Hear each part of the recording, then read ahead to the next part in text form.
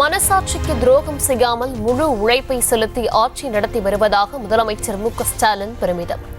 அடுத்து அமையப்போவதும் திராவிட மாடல் ஆட்சிதான் என்று கூறியதும் திமுக உறுப்பினர்கள் மேசையில் ஒலி எழுப்பி உற்சாகம்.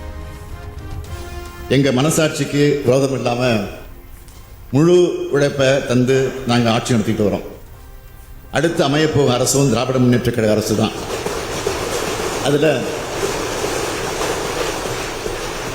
அதுல எங்களுக்கு இம்மி அளவு சந்தேகம் இல்லை, தமிழ்நாட்டு மக்களுக்கும் சந்தேகம் இல்லை.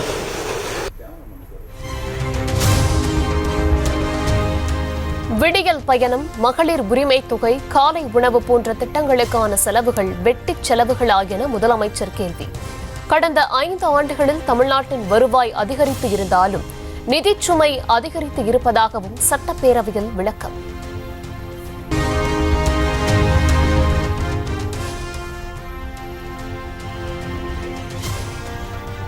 டங்ஸ்டன் பிரச்சனையில் மக்களை குழப்பி குளிர்காய வேண்டாம் என முதலமைச்சர் மு.க.ஸ்டாலின் வேண்டுகோள். தாம் பதவியில் இருக்கும் வரை மதுரையில் டங்ஸ்டன் சுரங்கம் வராது என சட்டப்பேரவையில் மீண்டும் உறுதி. திட்டம் வராது என்று தெளிவாக சொல்லியிருக்கிறேன். அதையும் மீறி அதையும் தாண்டி சொன்னேன். அப்படி வந்தா இந்த பதவியில நான் இருக்க மாட்டேன் அப்படின்னு இறுதியா சொல்லியிருக்கிறேன்.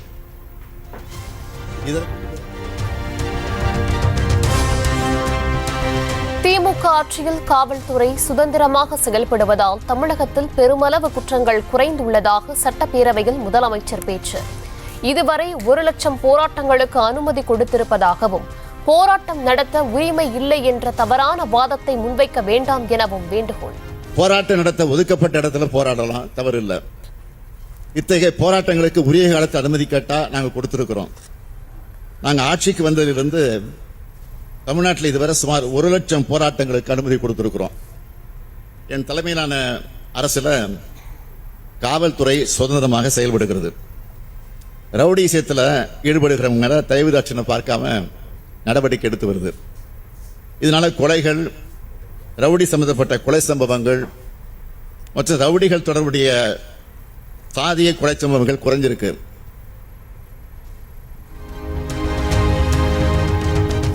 ஆளுநரை கண்டித்து கருப்பு சட்டை அணியும் துணிச்சல் ஏன் அதிமுகவுக்கு இல்லை என முதலமைச்சர் கேள்வி. மத்திய அரசை கண்டித்து கருப்பு சட்டை அணிந்திருந்தால் மனதார பாராட்டியிருப்பேன் எனவும் சட்டப்பேரவையில் பேச்சு. கருப்பு சட்டை போட்டு அது உங்க உரிமை, அதில் நான் தலையிட விரும்பல. என்னுடைய கேள்வி எல்லாம் மக்களால் தேர்ந்தெடுக்கப்பட்ட ஒரு மாநில சட்டமன்றத்தை மதிக்காம ஒரு ஆளுநர் நடந்துக்கிறார். அவரை கண்டிச்சு கருப்பு சட்டை அணியும் துணிச்சல் உங்களுக்கே இல்லை என்பதுதான் என்னுடைய கேள்வி.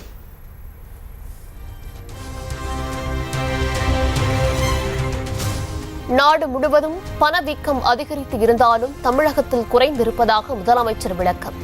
மாநிலத்தின் உள்நாட்டு உற்பத்தி வளர்ச்சி விகிதம் 5.4% இருந்து 9.21 உயர்ந்தது எனவும் தகவல். பணவீக்கம் அதிகமாக இருக்கு, தமிழ்நாட்டுக்கு மட்டுமான பணவீக்கம் குறைஞ்சிருக்கு. இதுதான் திராவிட மாடலின் சாதனை. தமிழ்நாடு இந்திய நாட்டினுடைய 2வது வளர்ந்த பொருளாதார மாநிலமாக இருக்கு. தேசிய மொத்த உள்நாட்டு உற்பத்தியில 5.4 விழுக்காடா இருந்த தமிழ்நாட்டின் பங்கு கடந்த 4 ஆண்டுகளில் 9.21 விழுக்காடா உயர்ந்திருக்கு.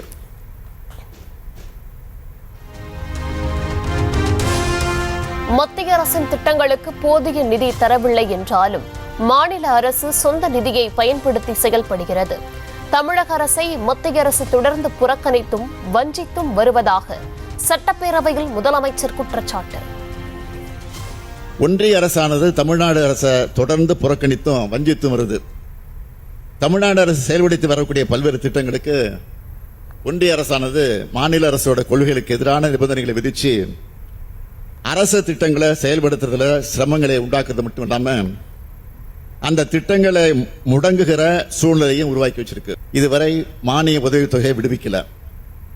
இதன் விளைவா இந்த செலவினங்களை மாநில அரசு தனது சொந்த வருவாயிலிருந்து மேற்கொண்டு வருது.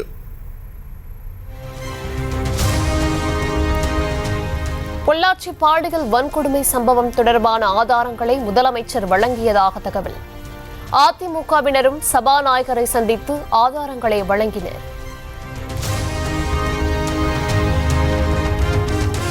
ஈரோடு கிழக்கு இடைத்தேர்தலில் போட்டியிடும் திமுக வேட்பாளர் அறிவிப்பு. சந்திரகுமார் போட்டியிடுவார் என முதலமைச்சர் மு க ஸ்டாலின் அறிவித்தார். ஈரோடு கிழக்கு இடைத்தேர்தலில் காங்கிரசுக்கு பதிலாக திமுக போட்டி. முதலமைச்சர் மு க ஸ்டாலின் கோரிக்கையை ஏற்று விட்டுக் கொடுத்ததாக செல்வ பெருந்தகை அறிக்கை. சென்னை ராயப்பேட்டையில் இன்று அதிமுக மாவட்ட செயலாளர்கள் கூட்டம். ஈரோடு கிழக்கு இடைத்தேர்தலில் போட்டியிடுவதா இல்லையா என்பது குறித்து முடிவெடுக்கப்பட வாய்ப்பு.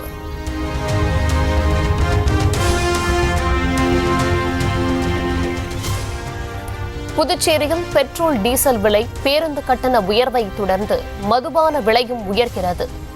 மதுபான விற்பனை நிலையங்களுக்கான கலால் வரி மற்றும் உரிம கட்டணத்தை உயர்த்த அமைச்சரவை கூட்டத்தில் முடிவு என தகவல்.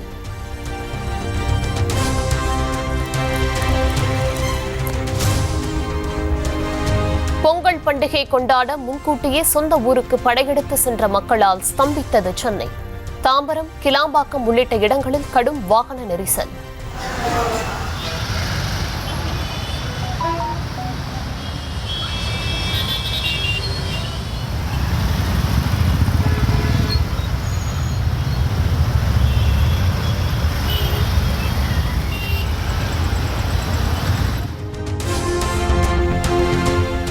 காஞ்சிபுரம் மாவட்டம் ஸ்ரீபெரும்புதூர் சுங்கச்சாவடியில் 3 கிலோமீட்டர் தொலைவுக்கு அணிவகுத்து நின்ற வாகனங்கள்.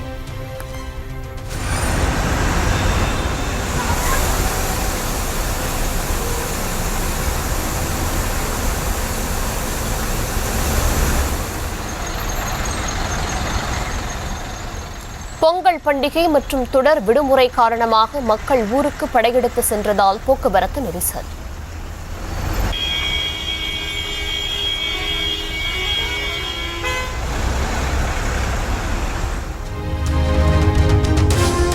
சிக்னல் கோளாறு காரணமாக சென்னை கடற்கரை தாம்பரம் வழித்தடத்தில் மின்சார ரயில் சேவை பாதிப்பு.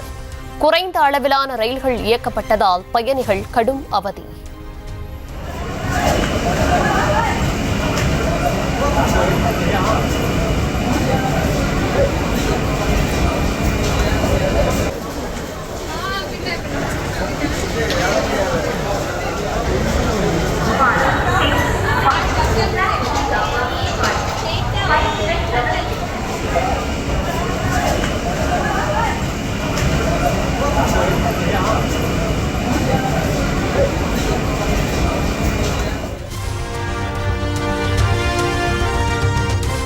வாயை அடகு வைப்பதையே பிழைப்பாக கொண்டு வாழும் புது பிராணி. பெரியாரை அநாகரிகமாக விமர்சித்த சீமானுக்கு முரசொலி கண்டனம்.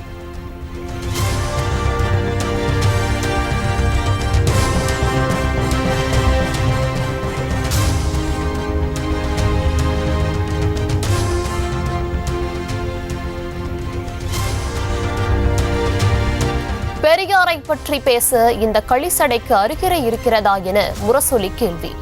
ஈழத் தமிழரை ஆதரித்து பிழைப்பது முடிவுக்கு வந்ததும் ஈன பிழைப்பு என்றும் காட்டம்.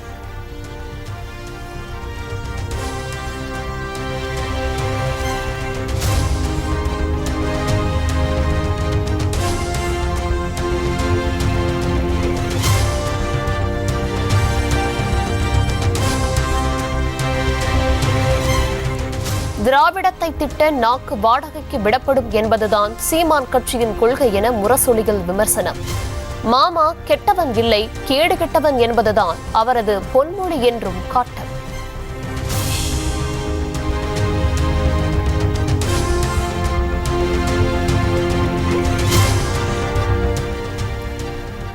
பெரியார் குறித்த சீமானின் விமர்சனம் சனாதன சக்திகளுக்கு துணை போவதாக உள்ளது. விடுதலை சிறுத்தைகள் கட்சி தலைவர் திருமாவளவன் கருத்து. சனாதன சக்திகள் கடந்த பல பத்தாண்டுகளாக பெரியார் என்கிற பிம்பத்தை உடைப்பதற்கு, நொறுக்குவதற்கு பகீரத முயற்சிகளில் ஈடுபட்டு வருகின்றனர். அவர்களுக்கு வலு சேர்க்கிற வகையில் அல்லது துணை போகிற வகையில் சீமான் அவர்களின் வாதம் அமைகிறது.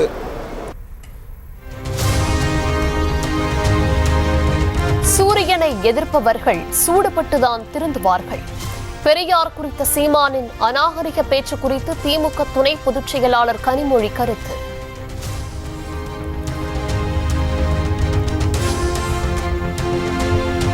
அருப்புக்கோட்டை வழியாக செல்லும் மதுரை தூத்துக்குடி புதிய ரயில் பாதைக்கு 26% நிலங்களை மட்டுமே திமுக அரசு கையகப்படுத்தியுள்ளது. திமுக அரசின் நடவடிக்கையை கண்டித்து வரும் 20ஆம் தேதி அருப்புக்கோட்டையில் போராட்டம் நடத்த உள்ளதாக அண்ணாமலை அறிவிப்பு.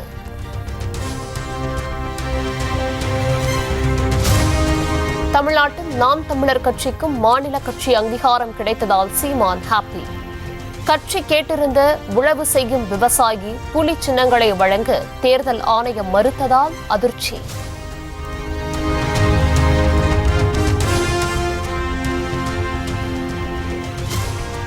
தமிழக வெற்றிக்கழக நிர்வாகிகள் தேர்தலுக்கான நெறிமுறைகள் வெளியீடு.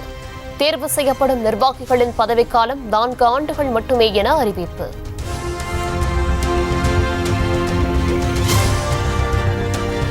தஞ்சாவூர், திருவாரூர், நாகப்பட்டினம் உள்ளிட்ட 5 மாவட்டங்களில் நாளை கனமழைக்கு வாய்ப்பு. சென்னை வானிலை ஆய்வு மையம் கணிப்பு. விடுதலை சிறுத்தைகள் கட்சியை அங்கீகரிக்கப்பட்ட மாநில கட்சியாக தேர்தல் ஆணையம் அதிகாரப்பூர்வமாக அறிவித்திருப்பதை அறிந்து மகிழ்கிறேன். திருமாவளவனை பாராட்டி முதலமைச்சர் பதிவு.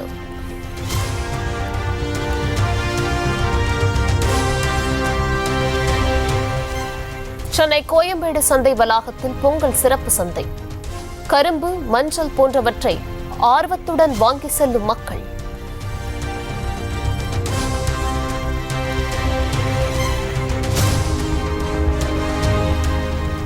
தேனி மாவட்ட போதைப்பொருள் நுண்ணறிவு பிரிவு காவல் நிலையத்தில் திருட்டு. ஆவணங்கள், கேமராக்களை திருடிச் சென்ற 2 பேர்.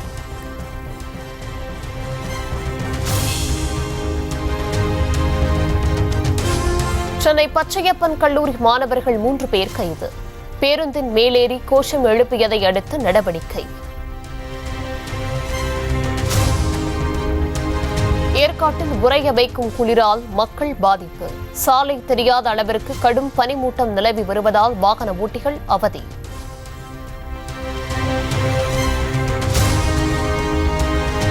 ஹிந்தி தேசிய மொழி கிடையாது என்ற கிரிக்கெட் வீரர் அஸ்வின் கருத்துக்கு தமிழக பாஜக தலைவர் அண்ணாமலை ஆதரவு. நமது கருத்துக்களை தெரிவிக்க பயன்படும் இணைப்பு மொழி எனவும் விளக்கம். Only anybody fears that. It is not the national language, which Annamalai is also telling you. Not only my dear friend Ashwin has to say that. Not only anybody fears that. It is not the national language. It was a link language. It is a language of convenience. விண்வெளியில் ஒருங்கிணைப்பு பணிக்கு தயாராக இருக்கும் 2 விண்கலன்களும் 1.5 kilometre தூரத்தில் உள்ளன. இன்று காலை 500 metre தொலைவாக குறைக்க முயற்சிக்கப்படும் என இஸ்ரோ அறிவிப்பு. சாவர்கர் குறித்து அவதூறு பேசியதாக தொடரப்பட்ட வழக்கு. மக்களவை எதிர்க்கட்சித் தலைவர் ராகுலுக்கு ஜாமீன் வழங்கி புனே சிறப்பு நீதிமன்றம் உத்தரவு. பஞ்சாப் மாநிலம் லூதியானாவில் துப்பாக்கி குண்டு பாய்ந்து ஆம் ஆத்மி எம்எல்ஏ குர்பிரீத் கோகி உயிரிழப்பு. துப்பாக்கியை சுத்தம் செய்தபோது தவறுதலாக சுடப்பட்டதால் விபரீதம். தெலுங்கானா முதலமைச்சர் ரேவந்த் ரெட்டியின் சகோதரர் அரசு பதவியில் இல்லாத போது கான்வாய் பாதுகாப்புடன் வரவேற்பு அளிக்கப்பட்டதால் சர்ச்சை.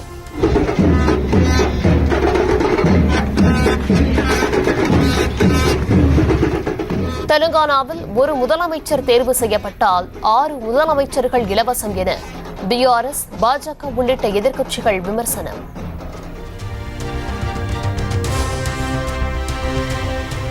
சத்தீஸ்கரில் நிலத்தகராறில் பத்திரிகையாளர் சந்தோஷ்குமாரின் பெற்றோர், சகோதரர் அடித்துக் கொல்லப்பட்ட பயங்கரம். ஊழலை வெளிக்கொண்டு வந்த பத்திரிகையாளர் முகேஷ் சந்திரகர் கொல்லப்பட்டதன் பரபரப்பு அடங்குவதற்குள் மற்றொரு சம்பவம். சத்தீஸ்கரில் தனியார் உருக்கு ஆலையில் புகைப்போக்கி இடிந்து விபத்து. இரவிலும் மீட்பு பணிகளில் மும்முரமாக ஈடுபட்ட ஊழியர்கள்.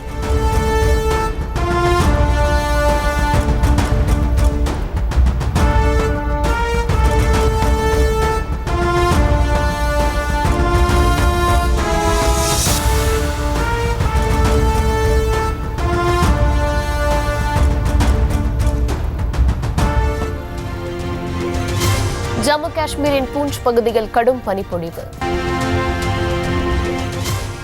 ஆபாச பட நடிகைக்கு பணம் அளித்து முறைகேடு செய்த வழக்கில் தண்டனையில் இருந்து தப்பினார் ட்ரம்ப். குற்றவாளி என்ற தீர்ப்பில் மாற்றம் இல்லை எனினும் அபராதமோ சிறை தண்டனையோ விதிக்காமல் தவிர்த்த நியூயார்க் உச்சநீதிமன்றம்.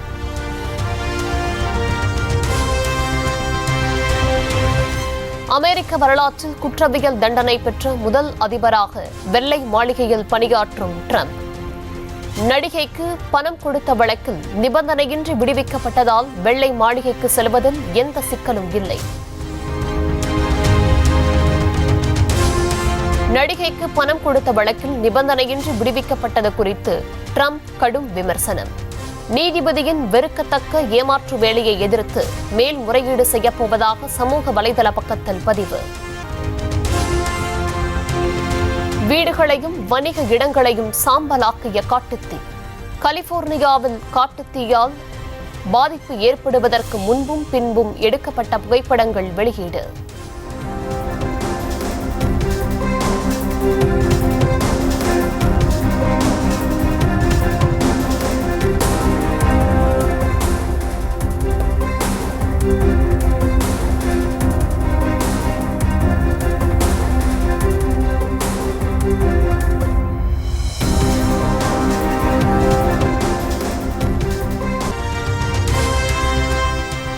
ஒருநாள் கிரிக்கெட் போட்டிகளிலிருந்து ரவீந்திர ஜடேஜா கழற்றி விடப்படுகிறாரா? ஒரு ஓடிஐ போட்டியில் கூட விளையாடாத வருண் சக்கரவர்த்தியை சாம்பியன்ஸ் டிராபிக்கான இந்திய அணியில் சேர்க்க கம்பீர் முனைப்பு காட்டுவதாக தகவல். தமது உழைப்பை சுரண்டி லாபம் பார்த்ததாக குற்றம் சாட்டிய நடிகர் தனுஷை குத்திக்காட்டி பேசினாரா நடிகை நயன்தாரா? உண்மையும் உழைப்பும் இருந்தால் வாழ்க்கை வெற்றிகரமாக இருக்கும் என மதுரையில் நடைபெற்ற நிகழ்ச்சியில் பேச்சு. உண்மையும் உழைப்பும் உயிர் இருக்கிற வரைக்கும் நம்மளுக்கு இருந்துச்சுன்னா என்றைக்குமே நம்மளோட வாழ்க்கை வந்து ரொம்ப ரொம்ப ரொம்ப சக்ஸஸ்ஃபுல்லாக இருக்கும். தன்னம்பிக்கையும் சுயமரியாதையும் இருந்தாலே போதும், வாழ்க்கையில் யாரும் நம்மை கீழே இறக்க முடியாது என நடிகை நயன்தாரா திட்டவட்டம். நான் நம்புகிற 2 விஷயங்கள் வந்து self confidence and self respect. So என்றைக்குமே இந்த 2 விஷயங்களும் என்ன நடந்தாலும் யார் நம்மளை எவ்வளோ எவ்வளோ நம்மளை கீழே இறக்கணும் அப்படின்னு நினச்சாலும் இந்த ஒரு 2 விஷயங்கள் நம்ம லைஃப்ல இருந்து விட்டுறவே கூடாது அப்படின்னு நான் நினைப்பேன். மதுரையில் ஃபெமி9 நாப்கின் நிறுவனத்தின் 2025ஆம் ஆண்டு கொண்டாட்ட நிகழ்ச்சியில் நடிகை நயன்தாரா பங்கேற்பு. மாஸ் என்ட்ரி கொடுத்ததும் சுற்றி நின்று செல்ஃபி எடுத்த ரசிகர்கள். கொடைக்கானலில் லேசர் மின் விளக்குகளால் ஜொலித்த நட்சத்திர ஏரி. சுற்றுலா பயணிகள் ஆர்வத்துடன் கண்டுகளிப்பு. பொங்கல் ஸ்பெஷலாக கோவளத்தில் மீண்டும் தொடங்கியது ஹெலிகாப்டர் சவாரி. வானில் 5 நிமிடம் பறக்க தலா 6000 ரூபாய் கட்டணம் வசூல்.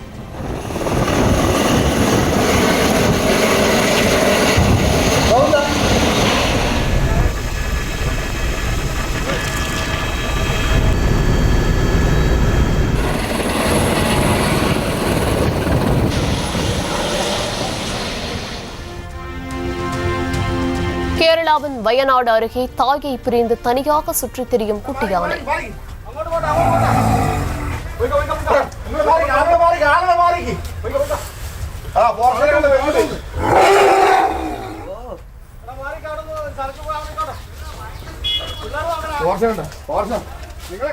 மீண்டும் தாய் யானையுடன் சேர்த்து வைக்க வனத்துறை அதிகாரிகள் நடவடிக்கை. மகா கும்பமேளாவை முன்னிட்டு கண்கவர் லேசர் ஷோ. உத்தரப்பிரதேசத்தின் பிரயாக்ராஜ் நகரில் மக்கள் கண்டு ரசிப்பு. உத்தரப்பிரதேசத்தில் மகா கும்பமேளாவை முன்னிட்டு சிவபக்தர்கள் ஏராளமானோர் ஊர்வலம்.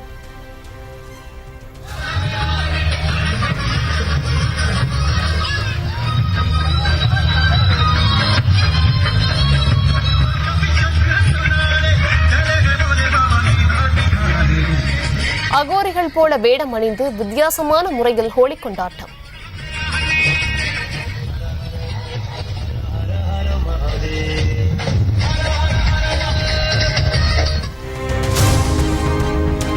சென்னை அடுத்த அடுத்த திருவொற்றியூர் காலடிப்பேட்டை கல்யாண வரதராஜ பெருமாள் கோயிலில் வைகுண்ட ஏகாதசி திருவிழா. கருட வாகனத்தில் வலம் வந்த உற்சவரை மனமுருகி வழிபட்ட பக்தர்கள்.